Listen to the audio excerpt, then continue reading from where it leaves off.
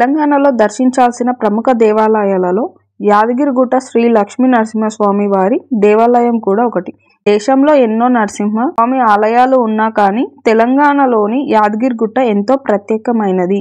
తెలంగాణ లక్ష్మీ నరసింహుడు తెలంగాణ ఇలవేల్పు. సంవత్సరానికి ఒకసారైనా ఇంటిల్లిపాది గుట్టకి వెళ్లి దర్శించుకోవడం ఇక్కడ వారి ఆనవాయితీ. యాదర్శి మహాముని కోరిక మేరకు స్వామివారు ఈ కొండపై జ్వాలా నరసింహ, గండబేరుండ నరసింహ, యోగానంద నరసింహ, ఉగ్ర నరసింహ మరియు లక్ష్మీ నరసింహ అని 5 రూపాలలో కొలువై ఉన్నారు. అందుకే ఈ క్షేత్రాన్ని పంచనరసింహ క్షేత్రం అని కూడా అంటారు.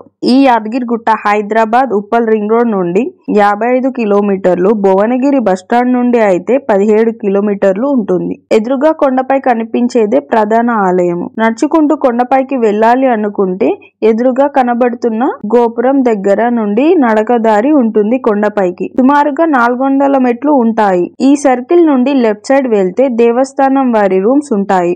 రైట్ సైడ్ వెళ్తే వెహికల్ పార్కింగ్, కళ్యాణకట్ట, పుష్కరణి, అన్నదాన సత్రం, బస్టాండ్ ఉంటాయి.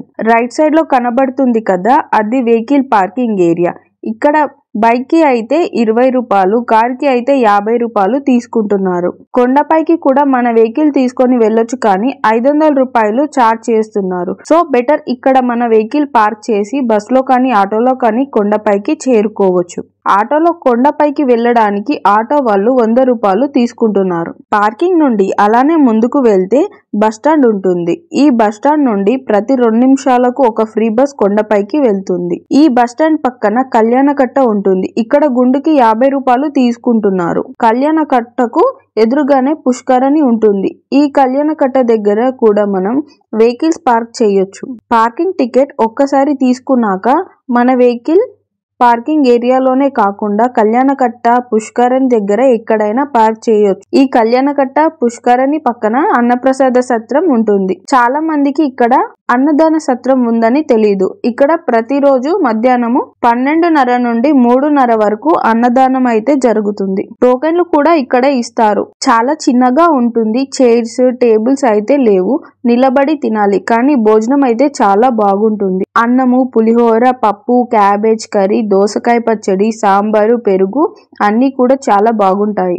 మీరు వెళ్ళినప్పుడు తప్పనిసరిగా వెళ్ళి తినండి. చాలా మందికి తెలియక వెళ్ళడం లేదు. కొండపైన ఎక్కడైనా అన్నదాన సత్రం గురించి బోర్డు లాంటిది పెట్టుంటే బాగుండేది. బస్టాండ్ నుండి టెంపుల్ కి 2 కిలోమీటర్లు ఉంటుంది. బస్ లో కొండపైకి చేరుకోవడానికి 5 నిమిషాలు పడుతుంది. ఇది కొండపైన బస్టాండ్. అన్ని బస్సులు ఇక్కడికే వస్తాయి. ఈ బస్టాండ్ పక్కన కార్ పార్కింగ్ ఉంటుంది. ఆటోలు అయితే కనిపిస్తున్న ఈ ఆర్చ్ వరకు అయితే వస్తాయి. టెంపుల్ లో మొబైల్స్, కెమెరాలు ఎలో చేయడం లేదు. బస్టాండ్ లోనే మొబైల్స్ పెట్టుకోవడానికి కౌంటర్ అయితే ఉంటుంది. ఇక్కడ పెట్టుకొని పైకి అయితే వెళ్ళాలి. ఇక్కడ ఒక మొబైల్ కి 10 రూపాయలు తీసుకుంటున్నారు. మొబైల్ కౌంటర్ పక్కన చెప్పుల స్టాండ్ ఉంటుంది. ఒక జతకి 10 రూపాయలు తీసుకుంటున్నారు. గోడ మీద జతకి 2 రూపాయలు అని ఉంటుంది, కానీ వాళ్ళు ఇష్టం వచ్చినట్లు తీసుకుంటున్నారు. ఈ పక్కన లగేజ్ కౌంటర్ కూడా ఉంటుంది. 10 రూపాయలు తీసుకుంటున్నారు. ఈ బస్టాండ్ లోనే ఏటీఎం ఉంటుంది. ఇక్కడ కొండపైన online payments, Google Pay, PhonePe ఎలో చేయడం లేదు. ఓన్లీ క్యాష్ మాత్రమే తీసుకుంటున్నారు. కాబట్టి మీరు క్యాష్ క్యారీ చేయకపోతే ఇక్కడ నుండి డ్రా చేసుకోండి. లేకపోతే పైన ప్రసాదం తీసుకునేటప్పుడు ఇబ్బంది అవుతుంది. ఈ పక్కన చిన్న చిన్న ఫుడ్ స్టాల్స్ కూడా ఉంటాయి. Water bottle, biscuits, chips, samosa etcetera. ఆ పక్కన కొబ్బరికాయలు కూడా ఉంటాయి. ఒక కొబ్బరికాయకి వచ్చేసి 50 రూపాయలు తీసుకుంటున్నారు. ఫ్రీ దర్శనానికి ఎంట్రీ కూడా ఈ బస్టాండ్ కాంప్లెక్స్ నుండే ఉంటుంది. ఎదురుగా కనబడుతుంది కదా, అక్కడ నుండి వెళ్ళాలి. స్పెషల్ దర్శనానికి, బ్రేక్ దర్శనానికి వెళ్ళాలి అనుకుంటే బస్టాండ్ నుండి రైట్ సైడ్ వెళ్ళాలి. ఇక్కడ ఆర్చ్ కనబడుతుంది కదా, అక్కడ నుండి లెఫ్ట్ సైడ్ వెళ్ళాలి. స్పెషల్ దర్శనం అయితే 150 రూపాయలు, బ్రేక్ దర్శనం అయితే 300 రూపాయలు. ఈ దారి గుండా ఇలానే వెళ్తే కొండపైన టెంపుల్ ప్రాంగణంలోకి చేరుకుంటాము.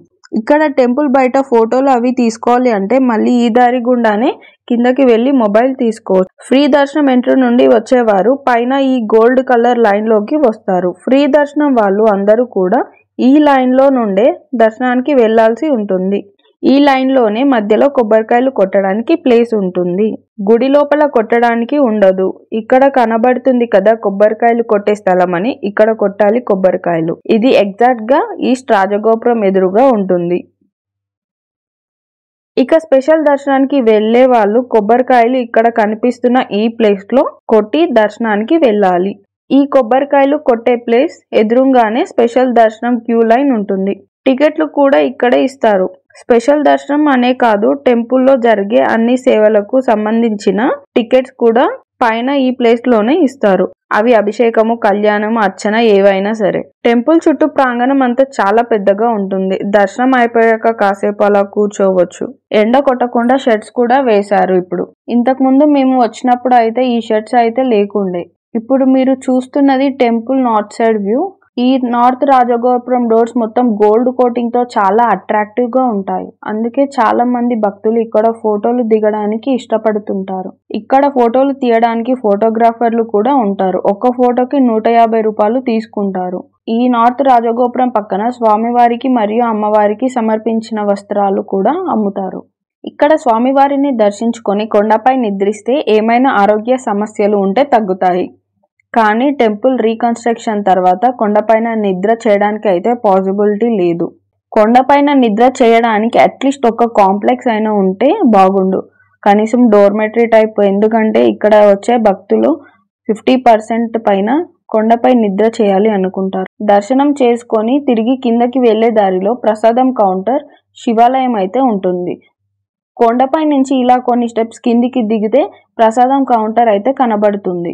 ఇది స్వామివారి ప్రసాదం కౌంటర్. ఇక్కడ అభిషేకం లడ్డు 150 రూపాయలు, చిన్న లడ్డు 30 రూపాయలు, పులిహోర 20 రూపాయలు.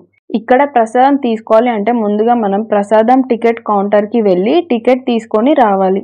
ప్రసాదం ఇచ్చే కౌంటర్ ఇంకా టికెట్ కౌంటర్ రెండు కూడా సపరేట్గా ఉంటాయి.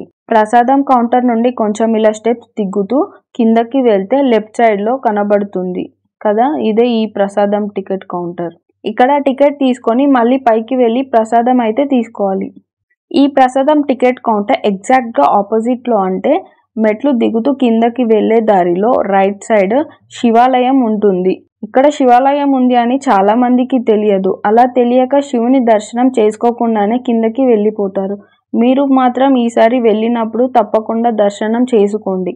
లక్ష్మీ నరసింహస్వామి కన్నా ముందు శివుడు ఇక్కడ స్వయంభుగా వెలిశాడు. ఇక్కడ శివుడు రామలింగేశ్వరునిగా దర్శనం ఇస్తాడు. మనం గోపురం దాటి ఆలయం ప్రాంగణంలోకి ఎంటర్ అవ్వగానే ఎదురుగా పెద్ద నంది ధ్వజస్తంభం ఉంటుంది. ధ్వజస్తంభం దాటి ఆలయంలోకి అడుగు పెట్టగానే మనకు ముందుగా స్ఫటికలింగం కనబడుతుంది.